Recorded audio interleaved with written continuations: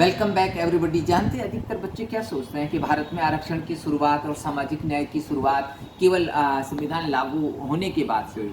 ठीक, वो ये नहीं जानते हैं कि भारत में आरक्षण की व्यवस्था तो 1928 से शुरू हो गई थी। मद्रास राज्य में पहली बार इस प्रकार की व्यवस्था लाई गई थी। और उनको ये भी नहीं पता बच्चों को कि चंपक दोराइजन केस को पढ़ना क्यों जरूरी है, क्योंकि भारत में आरक्षण से जुड़ा हुआ पहला संवैधानिक वाद था, कॉन्स्टिट्यूशनल सूट था।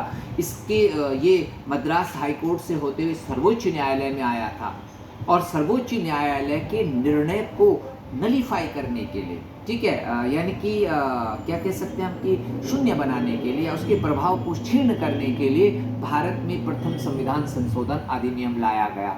आप जानते हैं क्या था चंपक दोराइजन मामला? ठीक है, चंपक दोराइजन, श्रीमती चंपक दोराइजन एक ब्राह्मण महिला थी और वो हाउसवाइफ भी थी, बहुत ही पढ़ी लिखी थी, वो डॉक्टर बनना चाहती थी। ठीक है, 1948 में जो है एक गवर्नमेंट जियो आया, गवर्नमेंट ऑर्डर जिसको कहते हैं मद्रास सरकार का। उसमें उन्होंने ये कहा जो 14 मेडिकल सीटें थी वो 6 गैर ब्राह्मणों के लिए, 2 ब्राह्मणों के लिए, 1 मुस्लिम के लिए और 1 ऐसे एंग्लो इंडियन के लिए आरक्षित कर दी। एग्जैक्ट मतलब इस तरह से बांट दी, धर्म के आधार पर और जाति के आधार पर मेडिकल की सीटें बांट दी। ठीक है, इससे वो लेडी जो थी चंपक दोराइजन जी, वो उनको मतलब टेस्ट में अच्छे मार्क्स के बाद भी एंट्री नहीं मिली मेडिकल कॉलेज में। ठीक है, अब उसके कारण जो हुआ कि उसका दुष्प्रभाव भी था कि क्योंकि तमिल ब्राह्मण एक बहुत बड़ा वर्ग हुआ करता था तमिलनाडु में, लेकिन चूँकि उनका धीरे धीरे उच्च शिक्षा के क्षेत्र में आरक्षण होने के कारण वो अधिकतर लोग जो है माइग्रेट कर गए। अवसर उनको वैसे अवसर नहीं मिले जैसा वो चाहते थे, तो ब्रेन ड्रेन शुरू हो गया और बहुत सारे यूएस में चले गए। ठीक है, जो इस समय आपके बहुत बड़े बड़े पदों पर बैठे हुए हैं। ठीक है, गूगल के सीईओ हैं, ठीक है, कोई अबाउट के सीईओ हैं। तो ये बहुत सारे लोग जो हैं ये उस दौर में भारत छोड़ के चले गए जब उन्हें ये लगा कि उनकी प्रतिभा के अनुसार जो है उन्हें पद नहीं मिल रहा। ठीक, लेकिन हमारे लिए व्यवस्था ये थी कि सामाजिक सदियों से जो पिछड़ गए थे विकास की दौड़ में, उन्हें आगे लाना था। ठीक, तो ये मामला आया चंपक दोराइजन की बात को मद्रास हाई कोर्ट ने स्वीकार किया, कहा ये मौलिक अधिकार का उल्लंघन है, समानता के मौलिक अधिकार का। उनके तर्कों से सुप्रीम कोर्ट भी एग्री हो गया कि हाँ, it is violation of the fundamental right of equality.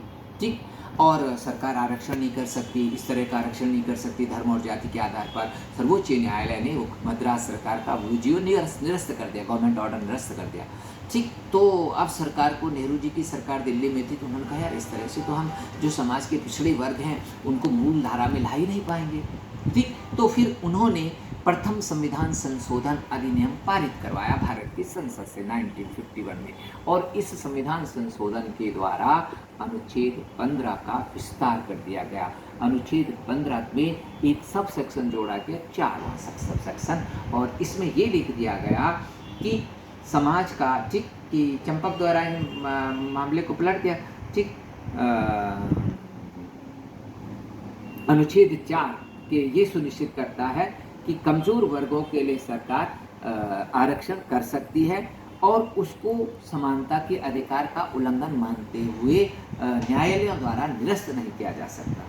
ठीक है, तो क्वेश्चन इस पे मैं आपको दे रहा हूँ कि संविधान का कौन सा प्रावधान यह सुनिश्चित करता है कि कमजोर वर्गों के लिए किए गए सकारात्मक उपाय, मीन्स पॉजिटिव एक्शन, समानता के अधिकार का उल्लंघन मानकर अदालतों द्वारा निरस्त न किए जाए। आप पढ़ते तो हैं बट बहुत शॉर्ट में पढ़ते हैं और उसके जो इम्प्लीकेशंस हैं उसको नहीं समझते। तो इम्प्लीकेशन समझिए, ये पहला अनुच्छेद है 15(4) जिसके द्वारा हमने आरक्षण को संवैधानिक मान्यता दी और साथ ही न्यायालयों को ये निर्देश दे दिया गया कानून में कि आप ऐसे कानूनों को शून्य घोषित नहीं कर सकते। Thank you.